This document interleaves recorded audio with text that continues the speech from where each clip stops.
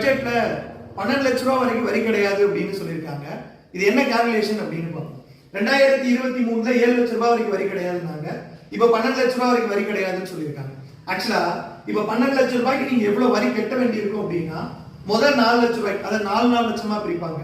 முதல் 4 லட்ச ரூபாய்க்கு 0%, அடுத்த 4 லட்ச ரூபாய் அதாவது 4வது லட்சத்துல இருந்து 8வது லட்சம் வரைக்கும் 5% 20,000 ரூபாய். அடுத்து 8 லட்சத்துல இருந்து 12 லட்சம் வரைக்கும் ஒரு 10%, இது ஒரு 40,000 ரூபாய் வரும். ஓகேங்களா? இப்ப இத மொத்தமா கூட்டினோம்னா 60,000 ரூபாய்.